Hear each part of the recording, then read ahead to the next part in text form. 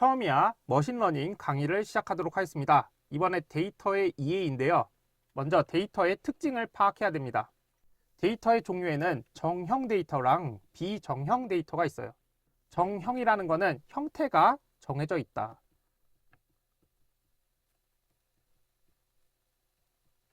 형태가 명확하게 있는 거를 정형 데이터라고 하고, 비정형 데이터는 형태가 정확하지 않다는 거죠.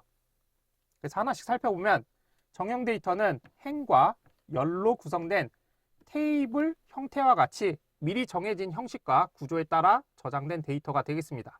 예를 들어서 학생이라는 데이터가 있다라고 했을 때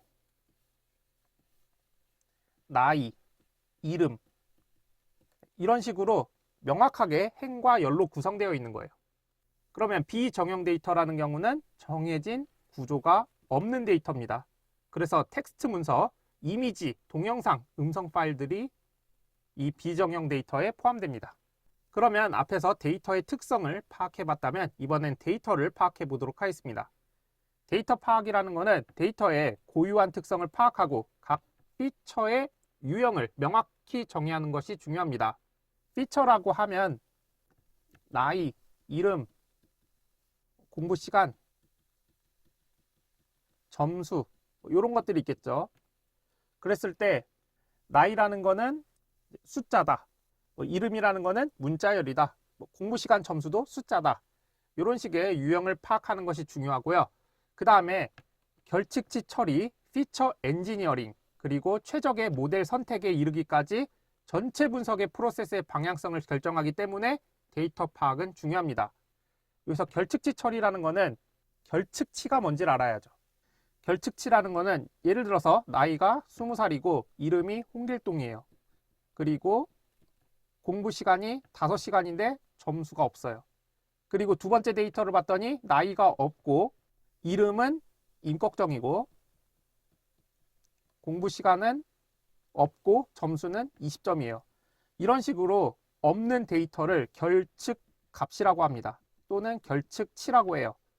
이때 결측치가 있으면 이 결측치가 해당되는 피처를 없애버리던지 아니면 다른 값으로 대체하던지 이런 방식을 이용해서 결측치를 처리해야 되고, 그리고 피처 엔지니어링, 요거는 데이터를 가지고 학습을 했을 때 머신러닝이 더 잘 이해할 수 있도록 하는 과정을 피처 엔지니어링이라고 합니다. 그래서 이걸 하기 위해서도 데이터가 어떤 형태인지 파악을 해야 되고요. 그리고 최적의 모델 선택, 요거를 위해서 데이터 파악이 중요합니다. 최적의 모델 선택이라는 거는 나이랑 공부 시간이 점수에 영향을 주니까 점수를 예측하는 모델을 만들겠다. 그러니까 선형 모델을 쓰겠다. 이런 것들을 결정할 때 데이터 파악이 잘 되어 있어야 좋은 모델을 선택할 수가 있는 거죠. 자, 그러면 데이터 파악을 어떻게 하느냐? 간단하게 코드를 통해서 살펴보도록 하겠습니다. 먼저 판다스랑 넘파이를 임포트 시킵니다. 그리고 나서 CSV 파일을 읽을 건데 CSV 파일이 여기 있어요. 여기 있는 CSV 파일을 읽어서 df라는 변수에 넣습니다. 그리고 나서 head라는 함수를 사용했죠. head는 뭐예요? 앞에 데이터를 보여주는 거예요. 그래서 5개의 데이터를 출력해 주는 거예요. 그 다음에 df.info 요걸 통해서 요약 정보를 확인할 수가 있습니다. 그래서 봤더니 이렇게 데이터 요약 정보가 보여요. 그래서 컬럼이라는 게 패신저 ID, survived, 그리고 P클래스, name 뭐 이런 것들이 있는 거예요. 그리고 각각 값들이 891개가 결측치가 없고 이런 식으로 나타나는 거죠. 그 다음에 데이터의 기술 통계량을 확인할 수가 있습니다. 그래서 df.describe 하게 되면은 먼저 패신저 ID의 경우에는 ID 값의 카운트 몇 개인지 세봤더니 891개예요. 그리고 평균은 446이고 표준 편차 최소값 1, 4분위수, 2, 4분위수, 그러니까 중위수, 3, 4분위수, 최대값 이런 식의 정보들이 나타나는 거예요. 그리고 또 봤더니 네임의 경우에는 891개가 있고 유니크한 게 몇 개 있냐? 891개. 그러니까 동명이인이 없는 거죠. 이런 식으로 기술 통계량들을 볼 수가 있습니다. 다음으로 수치형 데이터랑 범주형 데이터에 대해서 살펴보도록 하겠습니다. 먼저 수치형 데이터에는 연속형과 이산형이 있는데요.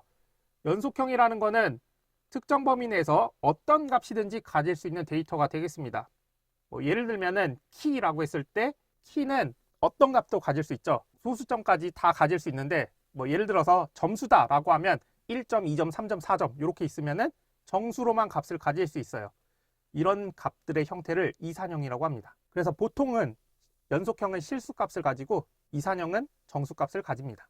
그 다음에 범주형 데이터가 있는데 범주형 데이터라는 말이 어렵다면 영어가 더 쉽습니다. 카테고리컬 데이터입니다. 그래서 카테고리 데이터예요.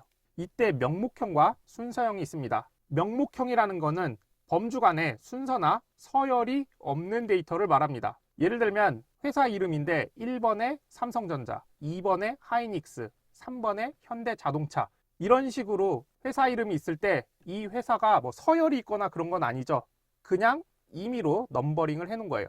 이런 걸 명목형이라고 하고요. 그리고 순서형은 숫자의 의미가 있어요. 예를 들어서 A등급, B등급, C등급, D등급 이런 식으로 있는 게 순서형이에요. 그럼 어떻게 쓰느냐? 예를 들어서 명목형 데이터라고 했을 때는 기업 번호 그리고 매출액, 기업 설립 연도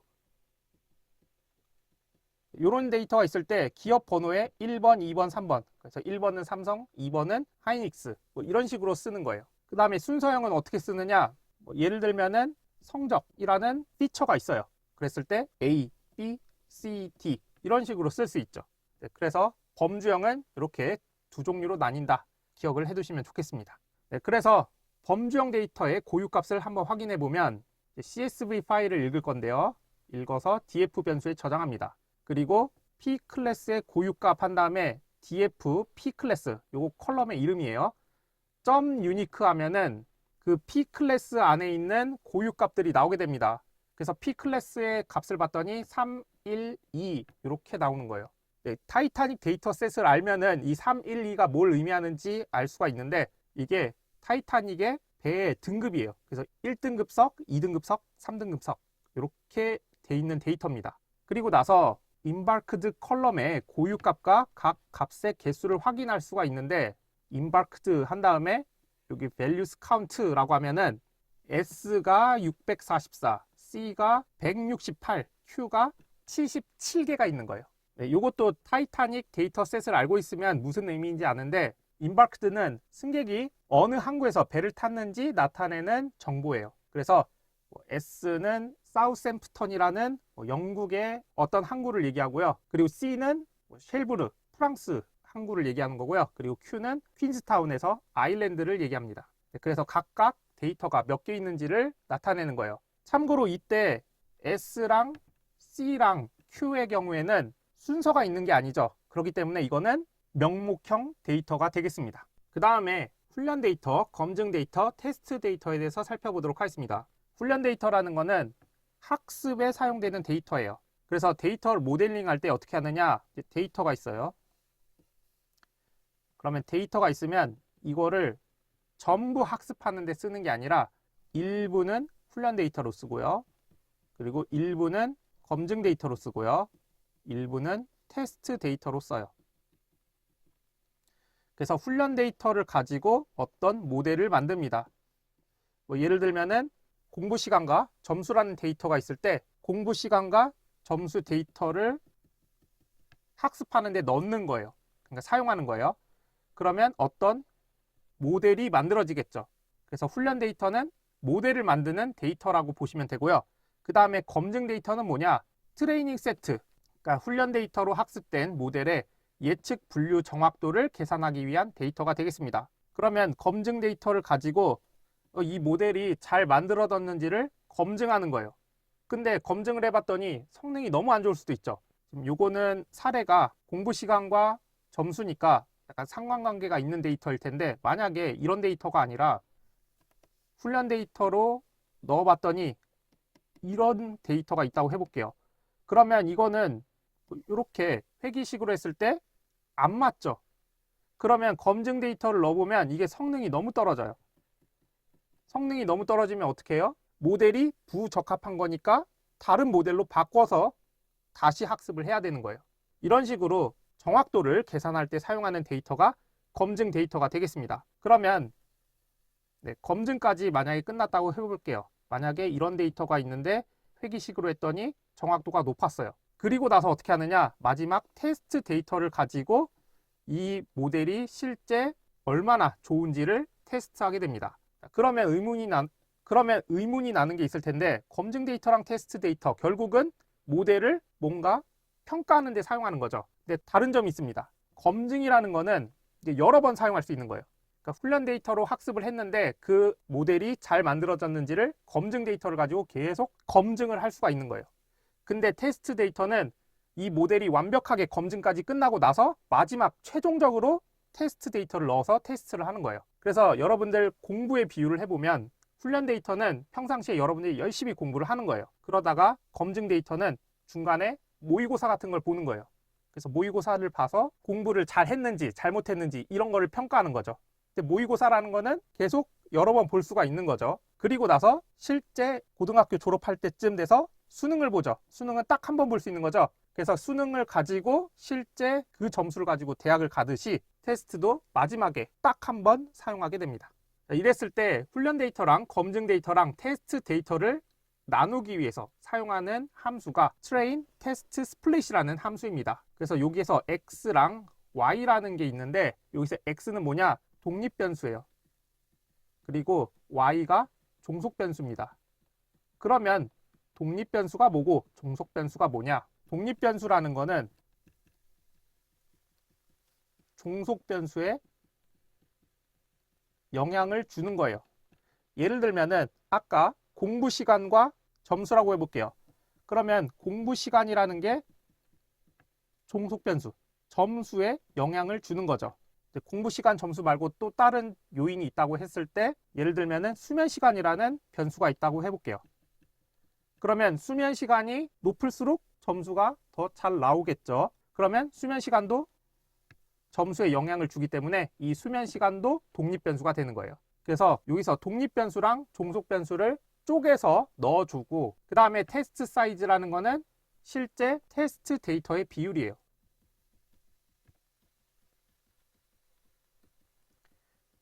그러면 여기에서 0.2라고 하면 20%는 테스트에 사용하는 거고 나머지는 학습에 사용하는 거예요. 그러면 독립변수, 종속변수, 테스트 데이터 비율이 있으면 어떻게 되느냐?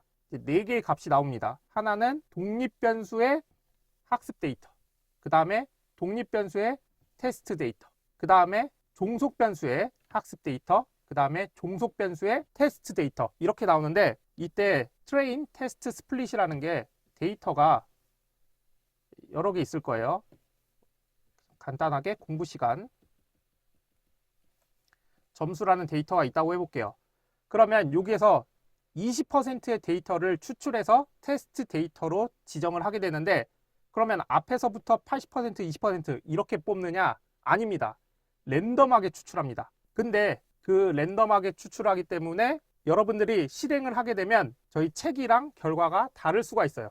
그래서 뒤에 랜덤 스테이트라는 걸 줍니다.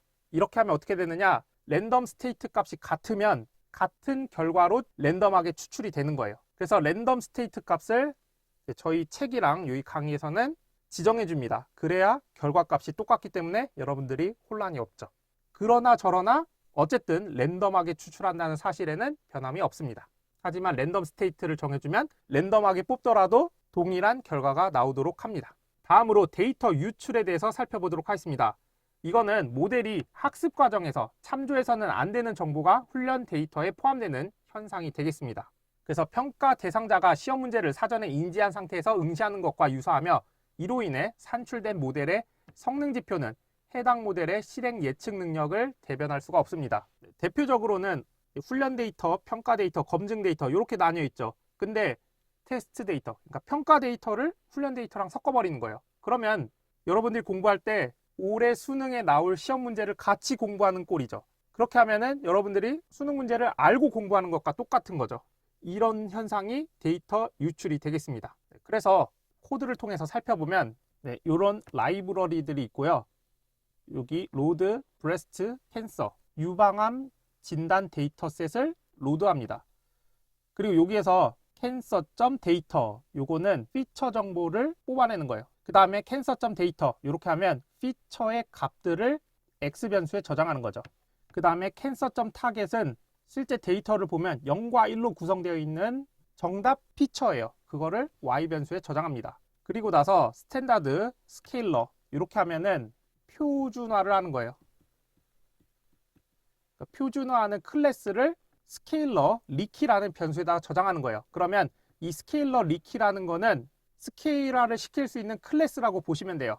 그 상태에서 스케일러.리키 한 다음에 fit transform 이렇게 하면은 스케일러 리키라는 게 표준화를 시킬 수 있는 클래스라고 했죠. 그 클래스 안에 있는 fit transform이라는 함수를 호출하게 됩니다. 이때 x라는 값을 넣으면 이 캔서 데이터에 대해서 전부 다 스케일링을 하게 됩니다. 스케일링이라는 걸 하게 되면 어떻게 되느냐? 평균이 0이 되고 표준 편차가 1인 데이터 분포로 바꾸게 됩니다. 그래서 평균 0과 표준 편차 1이 되면은 데이터가 이런 분포를 갖게 되는 거죠. 그 스케일링 한 값을 x 언더바 스케일드 리키라는 변수에다가 저장하게 됩니다. 그리고 나서 트레인, 테스트, 스플릿 요거 뭐죠? 훈련 데이터랑 테스트 데이터로 쪼개는 거죠. 이때 스케일된 값을 x 변수 그리고 y는 그 캔서.타겟 0과 1로 된 정답 값을 가지고 있는데요. 이렇게 하면 문제가 뭐냐? 아까 스케일링을 했잖아요. 스케일링을 하게 되면 학습에 필요한 데이터랑 평가에 필요한 데이터가 섞여서 특정 분포 형태로 만들어버린 거죠. 그러면 여기에서 학습 데이터를 추출한다고 해도 그 학습 데이터에는 평가 데이터에 들어갈 값들의 영향을 받아서 적용이 된 거예요. 그렇기 때문에 이렇게 사용하면 안 됩니다. 그리고 나서 이제 모델링을 하게 되는 거죠. 여기서는 로지스틱 리그레션이라는 모델을 사용하게 됐고 그 다음에 이걸 가지고 피팅한 다음에 프리딕트하고 정확도를 추출했더니 정확도가 97%가 나온 거예요. 네, 요거 참고로 이 코드는 지금 이해하기가 어려워요. 뒤에 회귀 분석이나 이런 거를 다루게 되면 이 코드가 이해가 될 텐데 여기선 큰 흐름만 보시면 됩니다. 여기서 문제점은 훈련 데이터랑 평가 데이터를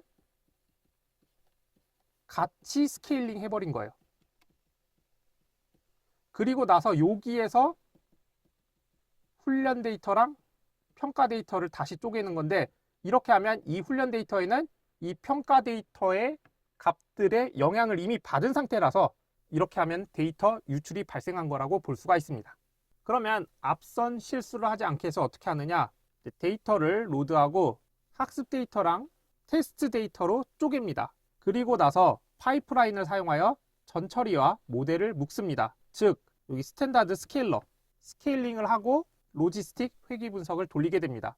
아까랑 차이점이 뭐예요? 아까는 스케일링을 먼저 하고 그리고 학습이랑 그러니까 훈련 데이터랑 평가 데이터를 그러니까 테스트 데이터를 분리했죠.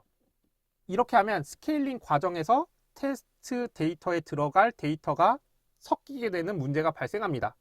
그러면 데이터 유출이 되는데 여기서는 학습 데이터랑 테스트 데이터를 먼저 분리하고 그 다음에 스케일링을 하기 때문에 데이터 유출이 되지 않습니다.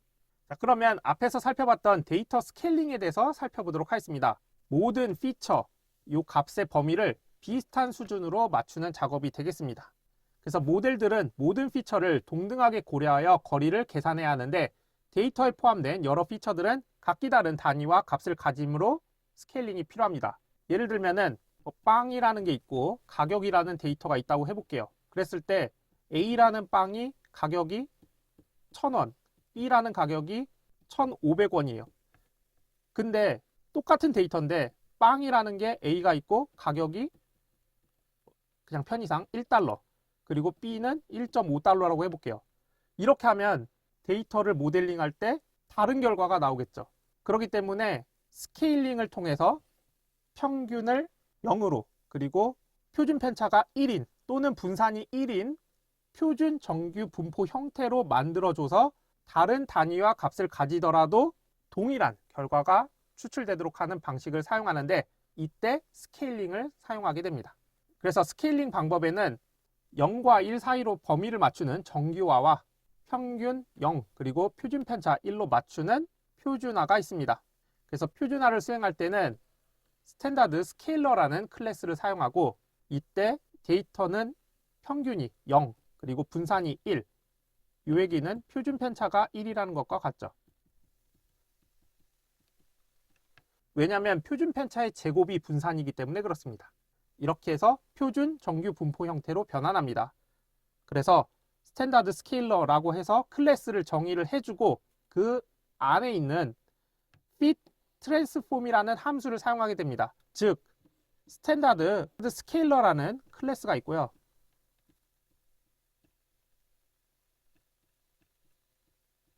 이 클래스 안에 fit transform이라는 함수가 있는 거예요. 그래서 이 fit transform이라는 함수 안에 x라는 매개 변수에다가 값을 넣어주면 이 x에 있는 게 평균이 0이고 분산이 1인 표준 정규 분포 형태로 변환을 시켜줍니다. 그러면 스케일링 전후 비교를 해보도록 하겠습니다. 여기 있는 거 코드는 대부분 이해가 안 될 텐데 큰 틀에서만 보도록 하겠습니다. 먼저 가상으로 생성한 데이터고요. 이 데이터를 스케일링을 합니다. 여기서 보시면 x 언더바 unscaled라는 거는 스케일 안 된 거고요. 그 다음에 x 언더바 스케일드는 스케일링이 된 거예요. 요 밑에 있는 함수의 경우에는 시각화를 위해서 구현한 함수고요. 요거는 그냥 돌려보시면서 확인하면 되고요. 그 다음에 여기서 핵심은 여기입니다. 그래서 스케일링을 하지 않은 데이터로 학습을 했어요. 한참 뒤에서 배울 텐데 KNN이라는 모델을 통해서 분류를 할 거예요. 이때 이 fit이라는 게 그 모델에 학습을 시킬 때 사용하는 함수입니다. 그러니까 데이터가 있으면 이 데이터를 어떤 모델에 넣는 거, 학습시키는 과정이 있는데 그 학습을 할 때 fit이라는 함수를 사용하게 돼요. 그때 이 fit 함수에 보면 x 언더바 unscaled랑 y를 집어넣습니다.